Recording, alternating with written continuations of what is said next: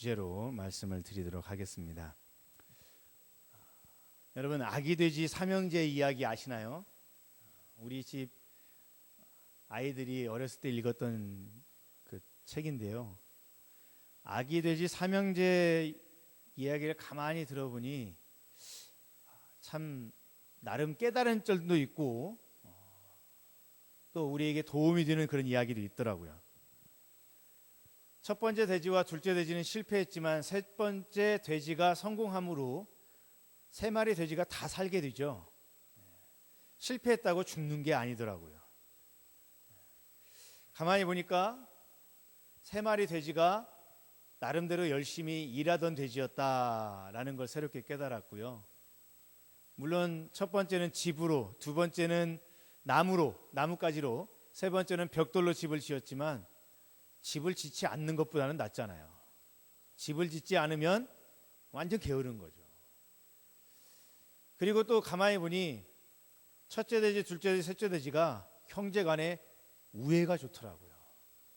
첫째 돼지가 도망쳐 왔는데 둘째 돼지가 받아줍니다. 첫째, 둘째가 도망오니까 이번엔 세 번째 돼지가 받아줍니다. 그리고 행복하게 살더라고요. 우애가 있더라고요.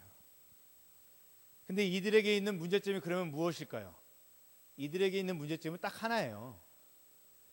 제대로 된 자기들을 보호할 수 있는 튼튼한 집을 짓는 방법을 몰랐다는 것이에요. 첫째 돼지, 둘째 돼지는 자신을 보호해 줄 수 있는, 늑대로부터 보호해 줄 수 있는 튼튼한 집을 짓는 방법을 몰랐을 뿐이에요. 그 방법을 알았던 돼지는, 셋째 돼지는 벽돌로 집을 잘 지었죠. 근데 가만히 보니까 신앙생활도 이와 비슷하더라고요. 너무 게을러서 자기 집을 짓지 않는 사람도 있습니다. 근데 어떤 분은 집 짓는 방법을 잘 모르든지 아니면 자기가 노력을 하지 않든지 지프로 집을 짓는 사람이 있어요. 나뭇가지로 집을 짓는 사람도 있습니다. 근데 이런 집들은 늑대의 바람에 날아가듯이 홍수가 나고 창수가 나면 다 떠내려가는 것이죠. 반석 위에 지은 집, 견고하게 벽돌로 지은 집, 그게 바로 지켜주는 것이고 보호해 주는 것입니다. 우리의 믿음 생활도 마찬가지입니다. 내가 훈련되어져서 정확한 반석 위에 훈련되어진 믿음의 벽돌로서 신앙의 집을 세워가야 내 신앙이 무너지지 않고 내 믿음이 약해지지 않는 것입니다. 세상에 험한 풍파가 몰아치고 사단 마귀의 공격이 있어도 막아낼 수가 있는 것입니다. 근데 내가 믿음의 훈련을 하지 않고 내가 아는 지식으로 어설프게 지피나 나뭇가지로 얽히설키 집을 짓는다면 늑대의 입김에 날아가듯이 사단의 입김에 날아가고 세상의 풍파에 날아가고 마는 것입니다. 그래서 우리는 하나님 앞에서 올바른 믿음의 훈련을 해야 됩니다. 우리가 살다 보면 삶에서 내가 예기치 못한 늑대들이 다가올 때가 있습니다. 전혀 예상이 없었어요. 계획이 없었어요. 그런데 뜻하지 않게 그런 일들을 당합니다. 때때로는 재정적인 문제, 건강의 문제, 사업적인 문제, 가정의 문제, 내가 원하지 않았지만 계획에 없는 일들이 내게 늑대의 입김처럼 닥쳐올 수가 있습니다. 그때 우리가 이런 것들을 이겨낼 수 있는 방법, 올바른 믿음의 집을 쌓는 훈련을 하면 이겨낼 수 있다는 것입니다. 이 믿음이라는 것은 저절로 생기는 것이 아닙니다. 내가 입술로 예수 그리스도를 시인했다고 그 초보적인 단계의 믿음에 멈춰 있어서도 안 되는 것입니다. 예수 그리스도를 나의 주인으로 삼고 구원받은 백성은 이제 그 다음부터 기초를 삼았으니 이제 믿음의 집을 지어가야 되는 것입니다. 이건 훈련으로 되는 것입니다. 제가 설교를 준비하다 보니 한 어처구니 없는 농부의 이야기를 보았습니다. 제가 소개해 드리기를 원합니다. 미국에 있는 두 농부가 서로 이야기를 합니다. 한 농부가 묻습니다. 모카는 다 심었나? 모카를 심었으니까 미국 남부 쪽 같아요. 남부 쪽. 그러자 다른 농부가 말합니다. 아니, 올해는 모카를 심지 않았네. 해충이 무섭거든. 그러면 옥수수를 심었나?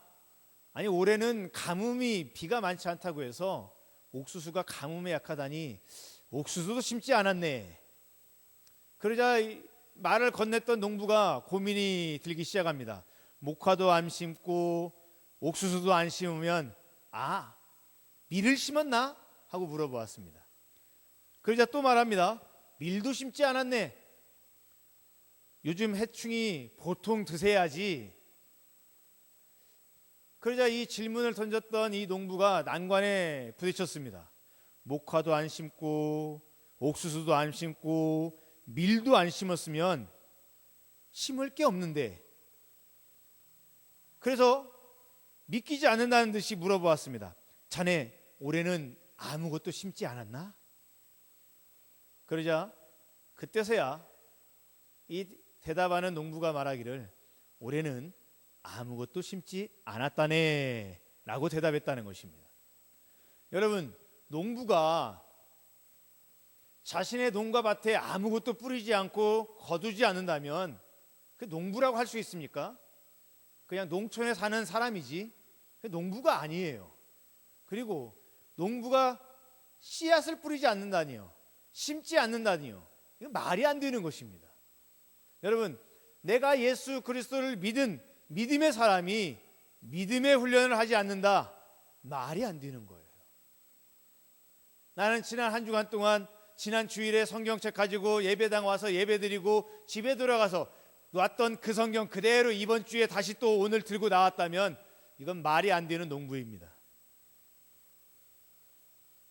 논밭이 있는데 거기에 아무것도 안 심은 농부와 무슨 차이가 있겠습니까? 여러분, 오늘 말씀을 보세요. 풍세를 살펴보는 자는 파종하지 못할 것이요 구름만 바라보는 자는 거두지 못하리라. 세번역 성경으로 말하면 좀 더 쉽습니다. 바람이 그치기를 기다리다가는 씨를 뿌리지 못한다. 구름이 거치기를 기다리다가는 거두어들이지 못한다 라는 말입니다. 여러분, 씨를 뿌리는데 바람이 세게 불면 씨앗이 날려갑니다. 그것이 무서워서 씨를 뿌리지 않으면 언제 거둡니까? 제가 어렸을 때 저희 집에 조그만 밭이 있어서 비가 몽땅 오고 난 뒤에 이 밭에 발목까지 들어가는 빠지는 그런 밭입니다. 어머니는 일을 나가려고 하셔요. 어머니 말렸죠. 어머니, 빗물이 좀 더 빠지고 난 뒤에 지금 발목까지 빠지니까 물기가 좀 더 빠진 뒤에 하시죠. 그랬더니 우리 어머니 하시는 말씀이 이 농사도 때가 있다는 것입니다. 그때 안에 이 씨앗을 심지 않으면 거두지 못한다는 것이에요. 그때에 맞춰서 농작물을 심어야 걷어들이고 또 다른 식물을 심고 또 걷어들이고 그러다가 겨울이 되면 딱 끝나는 것입니다. 근데 그때 거두지 못하면, 심지 못하면 그 한 번을 건너뛰는 거예요. 여러분, 바람에 씨앗이 날려서 제대로 뿌려지지 않을까 봐 걱정되어서 씨를 뿌리지 않는다면 거두지 못하는 것이죠. 오늘 전도서 11장 6절 말씀 한번 보시기 바랍니다. 너는 아침에 씨를 뿌리고 저녁에도 손을 놓지 말라. 이것이 잘 될는지 저것이 잘 될는지 혹 둘이 다 잘 될는지 알지 못함이니라. 못하죠. 알지 못합니다.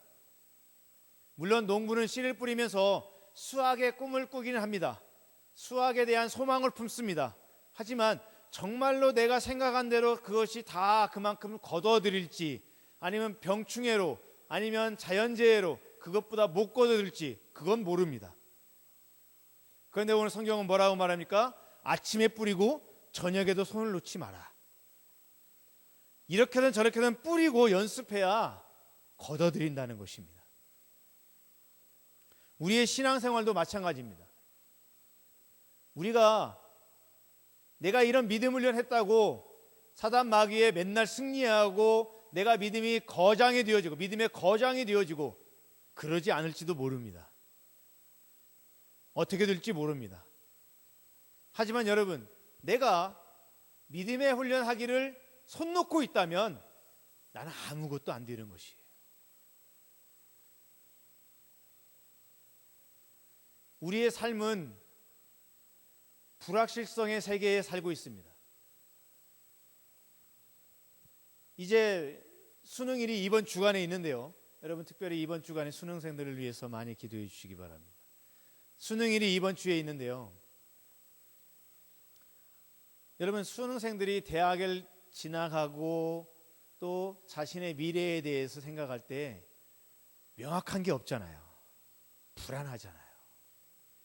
과연 내가 이 대학에 진학을 하면 내 앞으로의 인생이 어떻게 바뀔까? 모르잖아요. 취업준비생은 내가 과연 이 직장에 취업하면 내가 평생 직장으로 삼을 수 있을까? 또는 내가 이것을 통해서 가정을 꾸려 나갈 수 있을까? 여러분 불확실성의 세계예요. 직장인은 언제 내가 명퇴당할지 모르는 세계고, 중년 이후에 내 자녀들의 삶이 어떻게 될지 걱정되고, 노년에 내 자녀들의 삶이 걱정되고, 여러분 다 걱정됩니다. 그래서 우리들은 계획을 세웁니다. 인생 계획들을 세워가죠. 근데 어디 그런 계획대로 인생이 계획표대로 다 이루어집니까? 쉽지 않죠. 그러다 보면 우리는 기도하기도 합니다. 기도하는데도 기도한다고 다 내가 세운 계획대로 하나님께서 그렇게 축복해 주시느냐? 그것도 아닙니다. 그러면 우리는 이쯤 되면 혼동이 오기 시작합니다. 과연 내가 얼마만큼 기도해야 이 계획대로 축복을 받고, 내가 과연 얼마나 땀을 흘리고 노력해야 내가 이 사회에서 축복받는 삶을 살 수 있을까? 혼동이 오기 시작합니다. 그래서 적당히 타협합니다. 적당히 기도하고 적당히 세상적 방법으로 노력하고 타협을 하기 시작합니다. 그런데 여러분 그런 것은 아닙니다. 우리의 인생을 내가 내 힘으로 노력하고 땀을 흘린다고 성공으로 가는 것도 아니고, 여러분 내 인생은 내가 하나님께 부름받은 그 순간부터 하나님이 책임져 주신다라는 그런 믿음을 갖고 있어야 됩니다. 제가 책을 읽다가 한 책 가운데 한 예화를 들었습니다. 하나님을 믿는 사람인데 딸의 결혼을 치러야 되는데 딸의 결혼을 어떻게 하냐, 어떤 사유를 얻어야 하나, 아버지로서 고민이 됐습니다. 그래서 성경을 보다가 아브라함에게서 배웠습니다. 아브라함은 어떻게 했습니까? 조건 따지지 않고 직장 같은 거 따지지 않고 어떻게 했습니까? 엘리에셀을 보내서 며느리를 데려와라. 자신의 며느리 후계자를 자신의 종인 엘리멜렉 통해서 찾아오라고 말합니다. 그리고 엘리멜렉이 가서 기도하는 가운데 리브가를 만나고 그녀를 이삭의 아내로 데려오게 됩니다. 엘리멜렉이 기도할 때 어떻게 기도합니까? 이 우물에 물을 길어서 자기를 먹게 해줄 사람을 하나님께서 정해준 사람으로 택하겠다. 리브가가 와서 엘리멜렉에게 물을 먹이고 엘리에셀에게 물을 먹이고 그리고 그 나귀들에게도 물을 먹입니다. 아버지가 누군지도 모릅니다. 그가 어떻게 자라왔는지도 모릅니다. 얼마나 지식이 있는지도 모릅니다. 자란 환경 아무것도 모릅니다. 근데 나에게 물을 주는 그 여자가 며느리감인 줄 알겠다. 그렇게 기도하고 그렇게 물을 줄 사람을 아내로, 이삭의 아내로 데리고 옵니다. 그리고 그것을 보고 자기도 조건을 정합니다. 하나님, 이렇게 해주시면 우리 딸에게 주는 며느리감인 줄 알겠습니다. 그리고 그렇게 기도했고 결국 아무런 상황도 여건도 모르는 사람을 만나서 결혼을 시켰다라는 이야기를 제가 읽었습니다. 어떻게 보면 아버지로서 너무 무책임한 것 같습니다. 딸과 잘 알콩달콩 잘 살려면 성격도 맞아야죠. 자라나온 배경도 좀 어느 정도 비슷해야죠. 또 생계를 유지해 나갈 수 있는 직업 능력은 있는지도 살펴봐야죠. 또 건강한지도 바라봐야죠. 볼 게 한두 가지가 아닙니다. 근데 그 모든 걸 다 내려놓고 하나님 앞에 기도하고 기도한 대로 딱 맞는 사람이 오니까 아무것도 물어보지 않고 결혼을 시켰습니다. 여러분, 믿음이란 건 바로 그런 것입니다. 내가 하는 것이 아니라 하나님께서 하시는 거예요. 그걸 내가 바라보는 거예요. 조금 못생기면 어떻습니까? 기도해서 응답받았는데 이 사람이 하나님께서 준비하신 가장 좋은 사람이다 라고 생각하고 나아가야죠. 여러분, 이런 고민을 성경에도 보니까 12명의 사람들이 이런 고민을 했습니다. 12명의 사람들이 가나안 땅에 정탐을 하러 갔습니다. 정탐을 하고 가서 보니까 그 가나안 땅이 너무나도 좋은 거예요. 젖과 꿀이 흐르는 땅이라고 이 12명이 이구동성으로 말합니다. 그 땅에 대해서는 다 똑같이 평가하고 좋은 땅이다, 젖과 꿀이 흐르는 땅이다 라고 말했어요. 근데 10명의 사람은 그 땅이 아닌 그 사람을 보기 시작합니다. 그곳에 살고 있는 안악자손의 후손들, 장대한 민족들, 그들을 바라보니까 그들의 믿음은 사라져버리고 우리는 그 땅에 들어갈 수 없다, 포기하자라고 말합니다. 그러자 여호수아와 갈렙이 나오죠. 그 둘은 똑같이 젖과 꿀이 흐르는 땅이라는 걸 그 둘도 같이 인정하고 고백했지만 그들은 뭐라고 말합니까? 그 땅에 들어가자. 하나님께서 우리에게 주신 땅이다. 하나님이 우리와 함께 하시면 그 땅을 우리에게 주실 것이다. 하나님이 기뻐하시면 그 땅이 우리 땅이 될 것이다. 그 땅으로 들어가자라고 말합니다. 그런데 여러분, 10명과 이 2명의 보고를 들은 모든 이스라엘 백성들이 어떻게 했는지 아십니까? 돌을 들어서 이 두 사람을 죽이려고 했습니다. 여러분, 하나님께서는 그 땅을 이스라엘 백성에게 주겠다고 약속했어요. 아브라함에게 제일 먼저 약속을 했고 그 시간이 흘러서 이제 하나님께서 그 땅으로 들어가라 라고 말씀하셨어요. 근데 들어가려고 딱 보니까 너무나 땅이 좋아요. 하나님께서 너무나 좋은 땅을 우리에게 주셨구나, 너무 기뻐합니다. 근데 딱 들어가려고 더 가까이 가보니 그 땅에 살고 있는 사람이 너무나 강해요. 내가 싸움에 칠 것 같아요. 그러니까 거기서 뒤돌아섭니다. 이 땅은 우리가 못 가질 것 같네. 이 땅은 우리가 들어가서는 계란으로 바위치기야.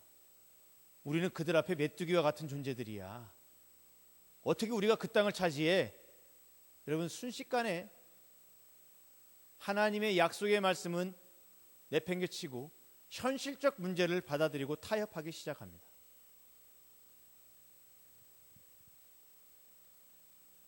여러분, 그들이 하나님의 말씀, 이스라엘이 하나님의 말씀에서 눈을 돌리고서 그 땅에 사는 사람들 바라보기 시작했을 때 그들은 불가능하다고 생각하기 시작했습니다. 하나님께서는 그 땅을 주시겠다고 했어요. 그러면 그 땅은 내 땅인 것입니다. 근데 그 땅에 살고 있는 사람들을 보니까 이제 내 땅이 아니에요. 여러분, 왜 이렇게 바뀌었다고 생각하십니까? 그들이 믿음의 훈련이 부족했기 때문입니다. 믿음의 훈련을 해내서 나는 할 수 없겠지만, 나는 그들 앞에 메뚜기와 같은 존재라 할지라도 하나님이 함께 하시면 가능하다, 하나님이 도우시면 가능하다, 이게 바로 여호수아와 갈렙의 고백이었죠. 현실적인 문제는 내가 감당할 수 없어요. 하지만 나에게 말씀하시고 축복하시고 응답하신 하나님께서 그것을 취하라라고 했으면 여러분, 취하기 위해서 손을 내밀어야 되는 것입니다. 이건 믿음의 훈련을 한 사람만이 내밀 수가 있는 것이에요.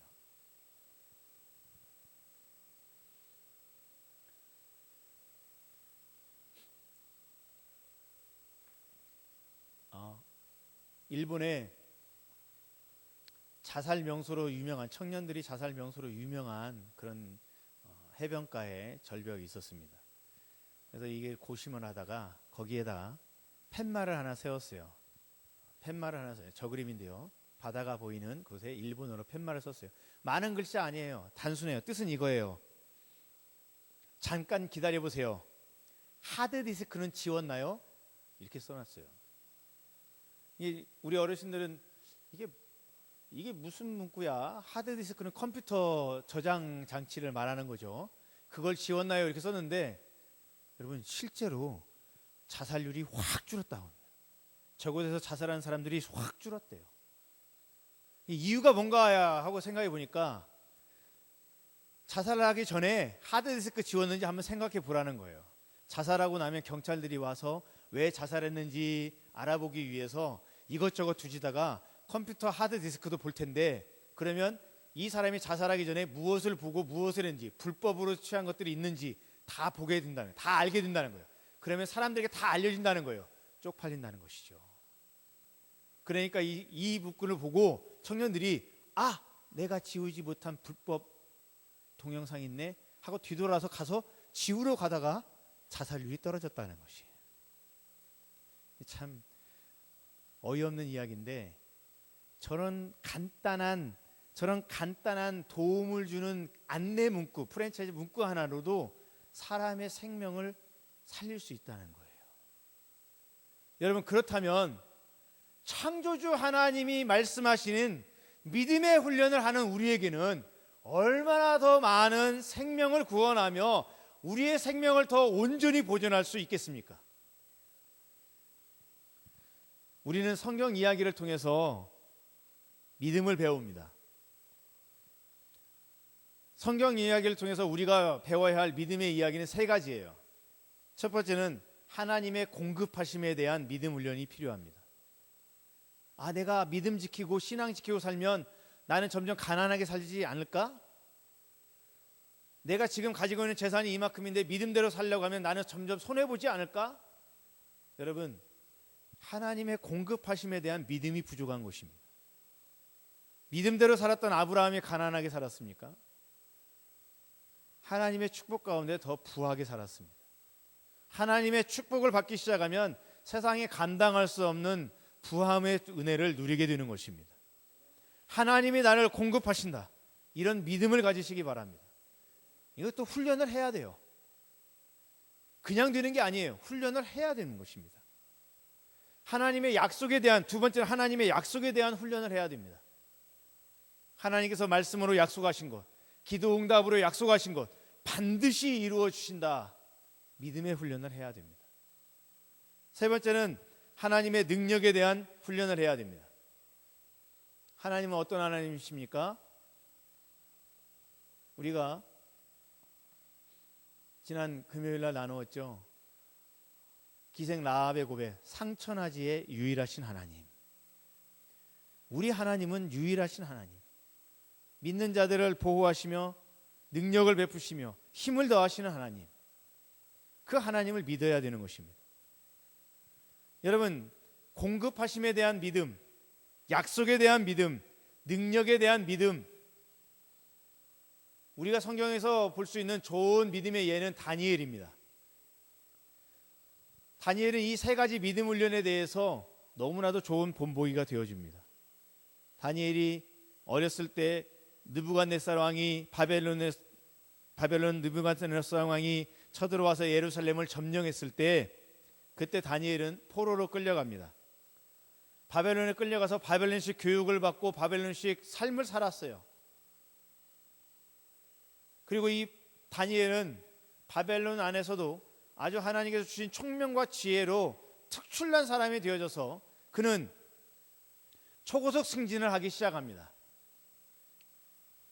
너무나 많은 승진을 하다 보니 드디어 왕 다음 가는 두 번째 제국의 2인자가 되는 그런 자리까지 올라가게 될 기회를 얻었습니다.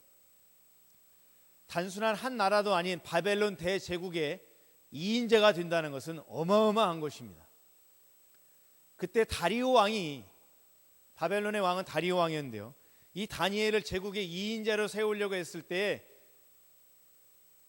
그 로마 제국 내의 정치권에 그를 시기하고 질투하는 사람들, 그런 사람들이 득실거렸습니다.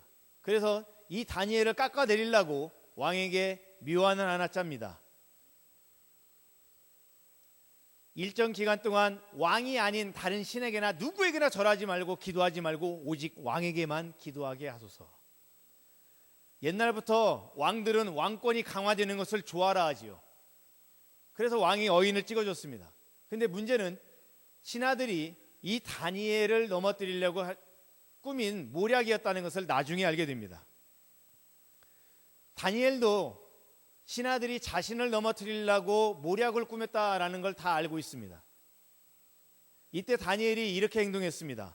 다니엘서 6장 10절에서는 이렇게 말씀합니다. 다니엘이 이 조서에 왕의 도장이 찍힌 것을 알고도 자기 집에 들어가서는 윗방에 올라가 예루살렘으로 향한 창문을 열고 전에 하던 대로 하루 3번씩 무릎을 꿇고 기도하며 그의 하나님께 감사하였더라. 다니엘의 기도에 대한 성경의 기록을 유심히 살펴보시기 바랍니다. 자신을 넘어뜨리려는 하는 이런 모략에 앞서서 다니엘은 창문 닫고 기도하면 되지, 굳이 창문 열고 기도해야 됩니까? 굳이 또 예루살렘을 쳐다보고 기도해야 됩니까? 보이지도 않는데 그냥 아무 쪽이나, 우리 하나님은 어디에나 계시는 하나님이시니 아무 쪽이나 바라보고 기도하면 되지요. 굳이 왜 예루살렘을 향해서 기도합니까? 근데 여기 성경에 보니 전에 하던 대로라는 기록이 나와 있습니다. 전에 하던 대로라는 말은 무엇입니까? 그가 전부터 계속 해오던 대로, 훈련하던 대로, 연습하던 대로, 자신의 삶의 습관이 된 대로 그대로 행했다라는 것입니다. 어쩌면 그냥 창문 닫고 그냥 조용히 기도하면 지나가는 사람이 자기가 기도했는지 안 했는지 어떻게 할 거예요? 그게 지혜로운 방법이다라고 말할지도 모르겠습니다. 하지만 성경은 그걸 말하고 있지 않습니다. 성경이 말하는 건 전에 하던 대로 계속했다라는 것입니다. 다니엘이 감당할 수 없는 예상치 못한 모략에 빠졌어요. 그 모략을 어떻게 극복해 가야 됩니까? 자신이 하던 신앙생활대로, 믿음의 훈련대로 그대로 맞닥뜨린 거예요. 전에 행한 대로, 믿음 생활하던 대로 그대로 그는 맞닥뜨려서 나아갔습니다. 사실 다리오 왕은 다니엘을 2인자로 세울 정도로 이 다니엘을 아꼈죠. 그리고 자신이 신하들의 모략에 빠진 것을 알게 되었을 때 다니엘서 6장 14절에 보면 이 다리오 왕은 그로 인하여 심히 근심하여, 다니엘 때문에 심히 근심했다는 거예요. 어떻게든 이 다니엘을 살려보려고 노력했다는 거예요. 근데 도장이 찍힌 걸 어떻게 합니까? 어쩔 수 없죠. 그래서 왕은 다니엘서 6장 16절에 이렇게 말합니다. 이에 왕이 명령하매 다니엘을 끌어다가 사자굴에 던져 넣는지라. 왕이 다니엘에게 이르되 내가 항상 섬기는 너의 하나님이 너를 구원하시리라 하니라. 여러분 여기 보세요. 내가 항상 섬기는, 너가 항상 섬기는 너의 하나님, 너가 항상 섬기는 너의 하나님입니다. 다니엘이 어떻게 하나님을 섬기고 바벨론이라는 나라에서 믿음의 생활을 해왔는지 그것에 대해서 다리오 왕도 알고 있었다는 거예요. 그리고 너가 그렇게 훈련해 왔던, 믿음의 훈련해 왔던 그 하나님이 너를 구원하실 것이다 라는 것이죠. 여러분, 다니엘이 예상치 못한 자신의 이 문제에 맞닥뜨렸을 때 다니엘은 왜 이 문제들에 맞닥뜨려서 피해가지 않고 잠깐 숨어들지 않고 왜 이 위기를 정면 돌파하고 있습니까? 그가 쌓아왔던 믿음의 훈련 덕분입니다. 다리오 왕이 알고 있었던 너가 항상 섬겼던 하나님, 다니엘이 어떻게 하나님을 섬기고 훈련했는지를 알고 있는 거죠. 전에 하던 대로 다니엘이 어떻게 믿음 생활을 해왔고 신앙의 훈련을 해왔는지 그대로 맞닥뜨려서 이겼다는 것입니다. 다니엘은 이방 나라인 이 바벨론의 이 수도에서 하나님이 공급하심을 알았던 것이죠. 하나님의 약속을 알았던 것입니다. 하나님의 능력을 믿었던 것이죠. 하나님은 굶주린 사자들 속에서도 나를 보호하실 것이라는 보호의 말씀을 믿었고, 내가 어느 상황에 어떤 상황에 처하든지 하나님은 나를 채우시며 누르고 흔들어 넘치도록 부어주시는 분이시라는 것을 다니엘은 알았습니다. 하나님은 또한 이 굶주린 사자들 속에서도 나를 구원하실 하나님이시라는 것을, 그런 능력이 있으신 분이시라는 것을 다니엘은 믿었습니다.